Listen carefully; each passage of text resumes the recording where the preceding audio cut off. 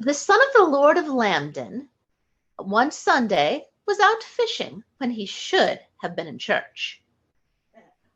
And he had no gain of his terrible actions, because all he caught was one tiny eel. And as he was walking home that Sunday with his one tiny eel, he was just so distraught that he threw that tiny creature into a well with a curse. And as he grew up, he eventually was made knight and eventually went off to fight in the Crusades. So what happened to that tiny, tiny eel?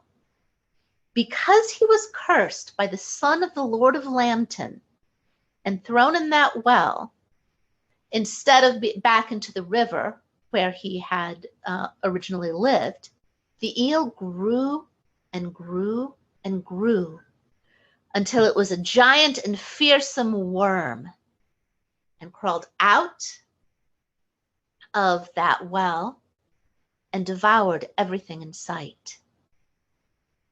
It ate the crops, it ate the cows, and what it loved the most was milk.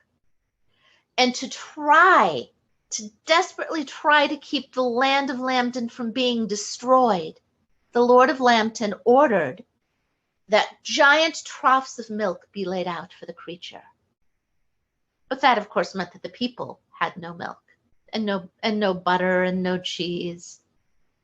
But it is all they could do to keep their own people from being eaten. Well, 7 years passed, and the son of the Lord of Lambton returned home. And he was aghast when he heard about this terrible worm that was destroying the land. And he asked his father, "Has no one tried to slay the beast?"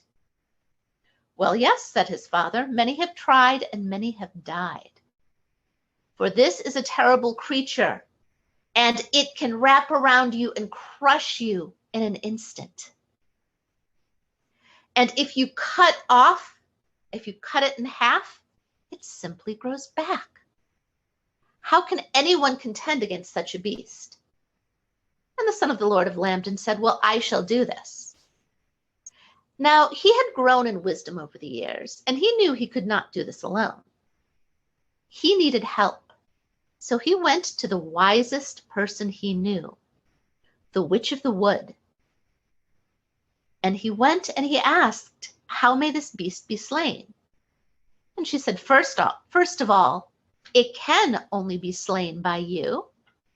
And the son of the Lord of Lambton sat up straighter. "Because you caused it." "How did I cause it?"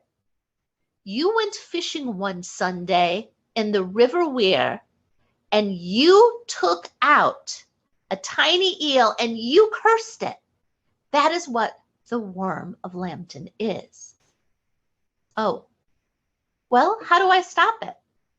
"If you wish to slay the beast, you must make armor to my specifications, and then make sure that when you fight it in the river.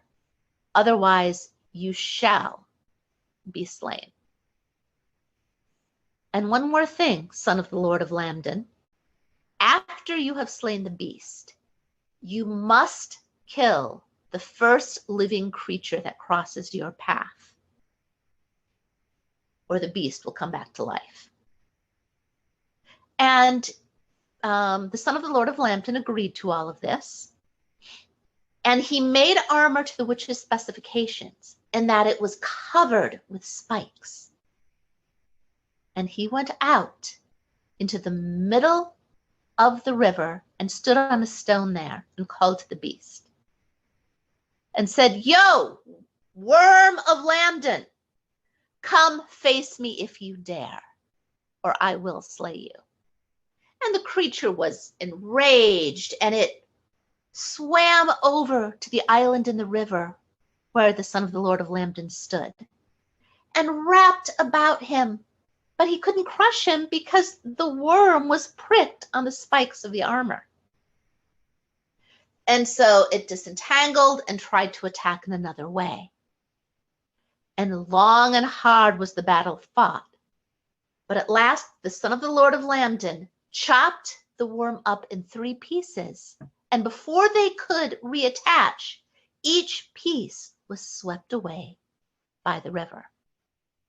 And so the beast was slain. Now, in preparation for this, the knight had told his father to release his hound. So that hound would be the first to greet him, and he would then slay the dog as sacrifice to keep the worm dead.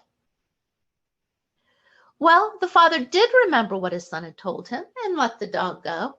But he was so excited to see his son and welcome him back victorious that he ran out ahead of the dog. And when the knight saw his father, he thought, what is it that I can do? I cannot slay my father.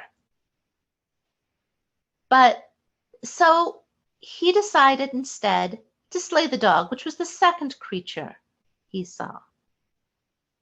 And because of that, a curse fell upon the line of Lambton, that for 9 generations, no man of that line would die peacefully in his bed.